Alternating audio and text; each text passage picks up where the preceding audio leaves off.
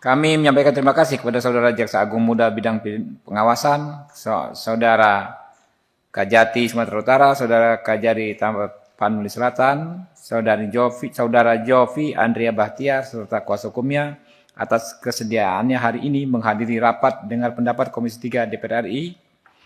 Perkenankan pimpinan menyampaikan agenda rapat yang pertama, penjelasan mengenai kasus yang melibatkan jaksa atas nama Jovi Andrea Bahtiar. Jadi nanti ya Pak Jovi menyampaikan dulu keterangannya bergantian dengan kuasa hukumnya, tapi diringkas Pak, jangan saling mengulang ya. Kalau perlu penegasan saja mungkin Pak Jovi bicara ya.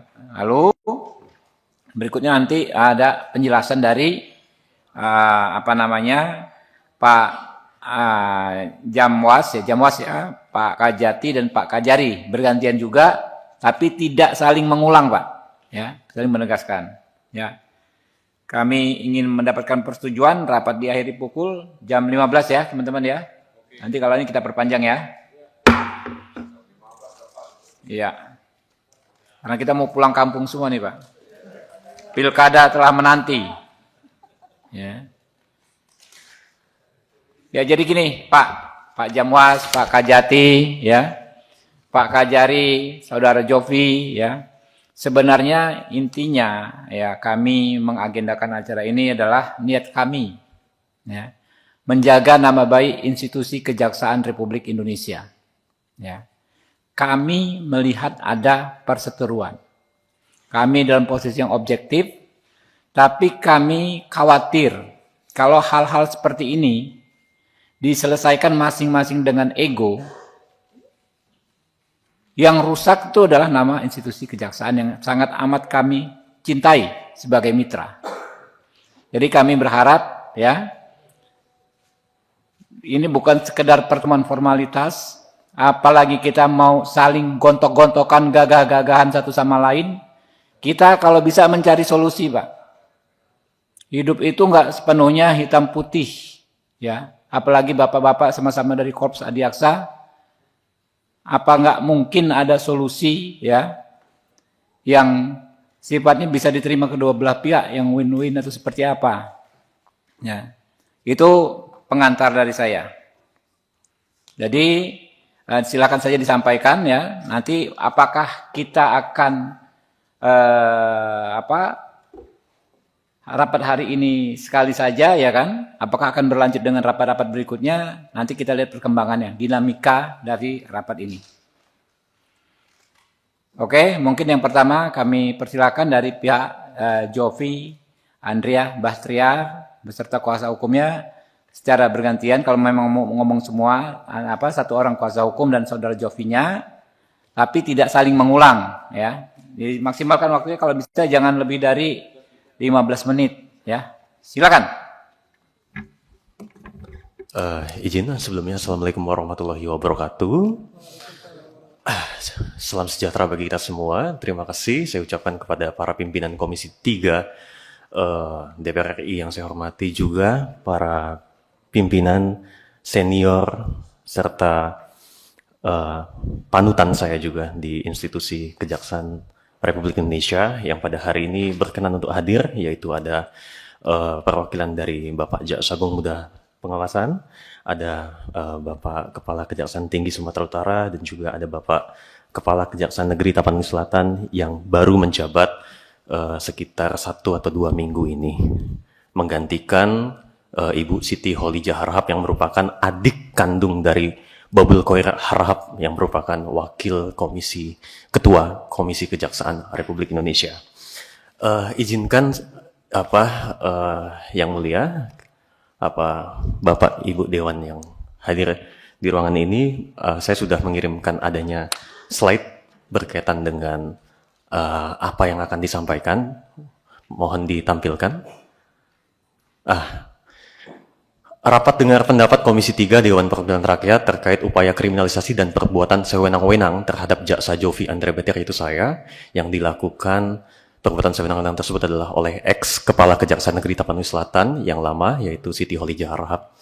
Di dalam pemaparan kali ini itu ada 3 hal yang ingin saya sampaikan. Next, yaitu berkaitan dengan upaya. Yang pertama, upaya kriminalisasi terhadap saya. Yang kedua adalah perbuatan sewenang-wenang Siti Khalijah Harahap sewaktu menjabat sebagai Kepala Kejaksaan Negeri Tapanuli Selatan. Dan yang ketiga adalah upaya dari Siti Khalijah Harahap supaya saya dipecat dari Kejaksaan Republik Indonesia. Yang pertama, berkaitan dengan upaya kriminalisasi. Next, saya akan jelaskan. Next. Jadi gini, betapa jahatnya Kejaksaan Republik Indonesia memframing dalam setiap publikasi dan juga penyusunan surat dakwaan bahwa saya itu telah menuduh Nela Marcela menggunakan mobil dinas Kajari Tapanuli Selatan untuk berhubungan badan. Padahal sebenarnya saya tidak pernah melakukan hal itu. Saya hanya melakukan yang pertama, mengkritik saudari Nela Marcela yang memang terbukti suka pamer foto atau flexing menggunakan mobil dinas Pajero Sport Kajari Tapsel supaya berhenti melakukan hal itu. Karena statusnya harus kita ketahui bahwa bukan jaksa melainkan pengawal tahanan dan juga bukan seorang ajudan di dalam SK. Karena di dalam peraturan urusan dalam kejaksaan yang dapat mengangkat seorang ajudan adalah jaksa agung, wakil jaksa agung, pejabat eselon 1 dan kajati. Jadi alangkah tidak etisnya apabila itu dilakukan, dan memang saya mengupload foto yang bersangkutan itu di akun yang sifatnya publik, yang sering FYP di TikTok. Yang kedua, saya hanya membuat himbauan kepada masyarakat di Tapanuli Selatan dan Kota Padang Sidimpuan, apalagi jelas dan tidak terbantahkan di dalam akun TikToknya Nela sering flexing menggunakan mobil dinas Pajero Sport Kajari Tapsel. Supaya apa? Supaya mobil dinas Kajari Tapanuli Selatan atau mobil dinas semua yang ada di Kajari Tapanuli Selatan yang mayoritas merupakan statusnya pinjam pakai dari Pemda Tapanuli Selatan, yang artinya dibeli dari uang rakyat khususnya Tapanuli Selatan, supaya tidak disalahgunakan. Itu maksud saya. Tapi saya tidak ada, demi Allah, saya bersumpah, kalau saya bohong, hari ini saya mati pun saya siap. Saya tidak pernah menuduh Nela Marcela menggunakan mobil dinas untuk berhubungan badan dengan pacarnya. Ini yang framing sangat jahat dipublikasikan di Kapus Penkum. Dan selanjutnya, berkaitan dengan kriminalisasi itu sendiri. Selalu di dalam publikasi Kapus Penkum menyatakan bahwa ini urusan pribadi antara saya dengan Nela Marcela. Tetapi kenapa? Sejak tahapan penyelidikan hingga proses persidangan berjalan, sangat banyak intervensi yang terjadi. Contohnya adalah yang pertama ini. Kita lihat bagaimana Siti Khalijah Harahap, yang kita sama-sama ketahui merupakan adik kandung dari Babul Khair Harahap, mantan Wakajati Sumatera Utara, mantan Kajati Jawa Tengah, yang sekarang menjabat sebagai Wakil Ketua Komisi Kejaksaan, hadir pada saat konferensi pers dan tidak meminta saya yang ditahan pada saat itu di ruangan RTP Polres Tapanuli Selatan untuk hadir juga di dalam konferensi pers tersebut supaya terjadi perimbangan pemberian informasi. Katanya saya adiknya. Dan beliau menyatakan di situ ada informasi bohong. Apa? Disampaikannya di depan publik, ada di akun TikToknya Polres Tapsel dan juga Kajari Tapsel. Saya memblokir semua nomor pegawai Kajari Tapanuli Selatan. Faktanya, 2 hari sebelum saya ditangkap, saya dihubungi oleh Kasih Pidum. Ada surat panggilan mediasi.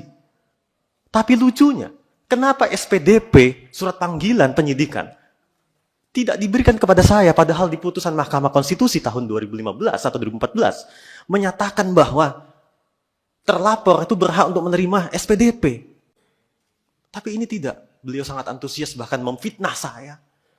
Memfitnah saya dengan pernyataan bahwa saya memblokir semua nomor pegawai, padahal saya balik dari Medan setelah menghadiri pemeriksaan atas dasar surat perintah dari Bapak Kajati Sumut atas laporan dari Kajari Tapsel bersama dengan Abangda Amiruddin Alamsyah Harahap yang merupakan Kepala Sub Bagian Pembinaan Kejaksaan Negeri Tapanuli Selatan. Ini contoh sederhana adanya bukti upaya kriminalisasi terhadap saya. Dan selanjutnya, terkait postingan saya. Next. Nah, inilah postingan saya. Dan di dalam persidangan pun 2 orang ahli, yaitu Bapak Effendi Saragih, yang dihadirkan oleh Jaksa Penuntut Umum, dan juga yang dihadirkan oleh kami, alhamdulillah ahli langsung diperintahkan oleh Dekan Fakultas Hukum Universitas Gadjah Mada tempat saya menimba ilmu, yaitu Prof. Markus Priyo, menyatakan dalam persidangan bahwa di dalam kedua postingan ini tidak ada melanggar unsur delik. Karena memang memenuhi kritik untuk kepentingan umum yang tidak dapat dipidana sebagaimana diatur di dalam pasal 45 ayat 7 huruf A Undang-Undang Nomor 1 Tahun 2024 yang mana menggeser penerapan delik formil menjadi delik material dalam arti yang negatif. Artinya ketika perbuatan memang mungkin dinyatakan memenuhi unsur tetapi di situ dilakukan untuk kepentingan umum, maka hapuslah sifat melawan hukumnya. Dan itu yang disepakati oleh dua orang ahli dalam persidangan dan ada bukti rekamannya. Tidak ada kata-kata di situ, mohon maaf, berhubungan badan atau bahasa gaulnya, mohon maaf. Tidak ada. Adapun saya memang membuat tulisan itu, tetapi hanya tulisan dan tidak ditujukan untuk Nela Marcela. Tetapi ditujukan untuk semua pegawai kejaksaan termasuk saya. Hei anak muda, saya mau katakan kayak gitu. Ayo, kalau kamu mau ngedugem, mau pacaran atau hubungan badan, itu urusan lu pribadi. Gue gak ikut campur, tapi tolong jangan pakai mobil dinas. Itu bukan untuk Nela Marcela.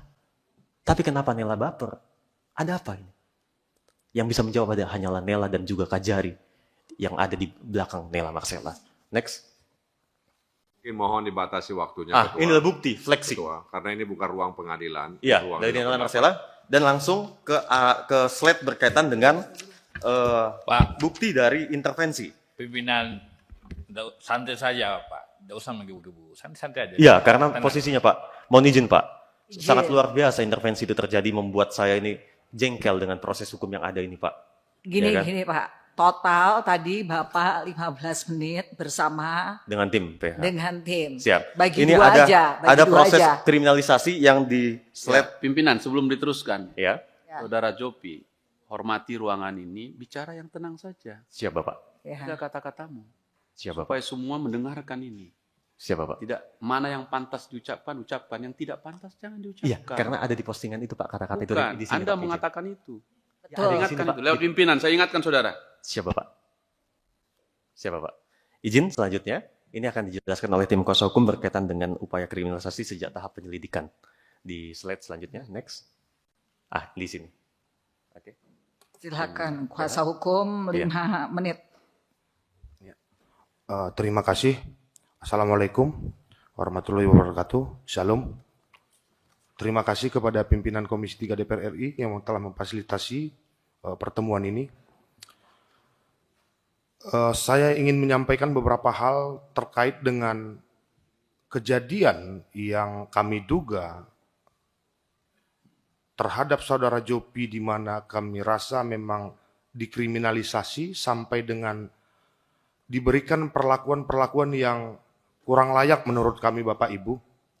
Contohnya kita mempunyai penilaian awal kenapa kasus ini memang sengaja menjadi prioritas dan dikriminalisasi. Yang pertama itu di tanggal 21 bulan Agustus 2024. Saudara Jopi ini dijemput paksa oleh Polres Tapanuli Selatan dan akan ditempatkan di Batalion C Brimob, Mako Brimob. Jadi adanya atensi seakan-akan Jopi ini seorang pelaku yang berhubungan dengan kriminal khusus ataupun aksi-aksi terorisme. Itu di awal. Tapi akan adanya perkembangan pada malam itu juga Bapak Danyon Brimob dari Batalion C menolak untuk dilakukannya penahanan terhadap Jopi sehingga dialihkan di RTP Polres Tapanuli Selatan. Yang kedua, di tanggal yang sama, di tanggal 21 bulan 8 2024 kemarin, saudara Jopi diduga melakukan pelanggaran terhadap dugaan tindak pidana UITE. Tetapi yang bersangkutan ini dicari-cari kesalahannya berkaitan dengan tes urin narkotika.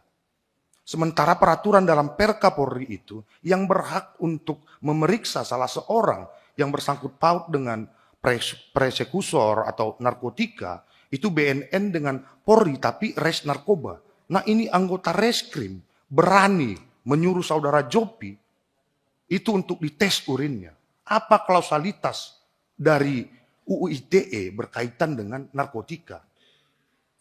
Sangat kejam menurut kami. Jadi sampai dengan tahap penyelidikan, adanya intervensi dari salah seorang oknum dari kejaksaan berbicara terhadap penyidik pada waktu itu JW Pasaribu agar ditambahi pasalnya. Dan kebetulan saudara Jopi ada juga di situ waktu memberikan keterangan. Jadi memang ada mekanisme, ada prosedur yang memang tidak layak menurut kami. Sampai terjadinya penuntutan, di mana kami menghadirkan saksi ada Chad yang ingin memberikan keterangan, membantu terdakwa pada waktu itu. Bahkan ditelepon langsung dari Kejaksaan Tinggi, agar tidak memberikan keterangan itu di ruang persidangan. Ada apa intervensi-intervensi seperti ini? Kita Bapak Ibu mau mencari keadilan. Niat kami juga tidak ingin kita sebagai aparat penegak hukum itu memang saling serang menyerang. Kami hanya rindu melalui Jopi ada orang-orang yang memang betul-betul bisa menjadi warna-warni di kejaksaan untuk penegakan hukum dan kebenaran. Intinya aja Pak, intinya aja. Ya, mekanisme itu Bu, banyak sekali memang yang kami duga, dan setelah yang paling parahnya lagi pimpinan, setelah kita telusuri dari hasil Samsat, bahwasannya slide mobil bisa ditolong ditampilkan, izin. Slide terkait mobil mohon ditampilkan agar terang benderang ini semua. Next, terus next. Dua menit lagi Pak. Baik, Bu. Siap. Next. Ya ini. Siap. Nah, bisa diterangkan sedikit bahwasannya setelah kita lakukan upaya pencarian dan penggalian fakta dari tim kita, bahwasannya mobil BK1918AL ini adalah plat palsu yang digunakan oleh Kejaksaan Negeri Tapanuli Selatan karena kita temui atas nama orang lain, yaitu Sulaiman Ritonga. Jadi di slide berikutnya kalau kita perhatikan, itu ada di mobil Innova. Bayangkan sekelas penegak hukum, kita sudah berani melakukan hal seperti ini, yang kami duga, ini patut diduga, agar menghindari pengisian bahan bakar minyak non-subsidi. Dan terakhir Bu, mohon izin 1 menit lagi. Ini permasalahan absen saudara Jopi, yang di luar kausalitas berkenaan tentang dugaan tindak pidana. Jadi patut kita duga, sekarang kita telah melaporkan di Polda, adanya dugaan illegal akses yang dilakukan oleh Kajari pada waktu itu, di mana saudara Jopi sebagai seorang jaksa kemarin mempunyai kerinduan agar jaksa itu bisa melakukan peninjauan kembali terhadap putusan. Ingin memperbaiki sistem peradilan yang di mana menurutnya jaksa harus memperoleh hak itu. Tetapi dengan berangkatnya Jopi kemarin ke MK, itu absennya dilakukan illegal akses oleh yang kita duga Kajari dengan tim IT dari Kejaksaan Negeri Tapanuli Selatan. Mungkin itu saja. Sedikit tambahan masalah apa yang 29 hari yang sempat Pak, viral. cukup. Oh siap, terima kasih. Ya. Baik, dari Pak Jamwas, Kejaksaan Tinggi Sumatera Utara dan Kejaksaan Negeri Tapanuli Selatan, 20 menit bertiga ya Pak, silakan diatur. Baik, terima kasih pimpinan yang saya hormati. Bapak Ibu anggota Komisi 3 yang sama saya hormati, hadirin sekalian yang berbahagia.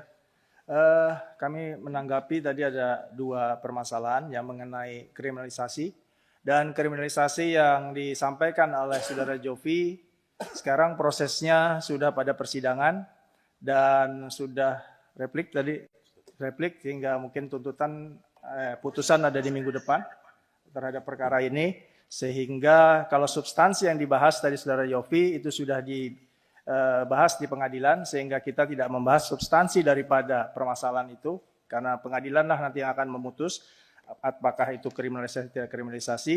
Karena ini yang mengajukan permohonan untuk pelapornya juga adalah sebagai pribadi, bukan sebagai pegawai, karena dia merasa dirinya menjadi korban, dan itu jadi dialah yang melaporkan kepada polisi dalam rangka hak-haknya dia merasa dirugikan terhadap yang dilakukan oleh saudara Yofi. Dan kebenaran itu atau tidak benarnya nanti pengadilanlah yang memutuskan, mungkin minggu depan sudah ada putusannya.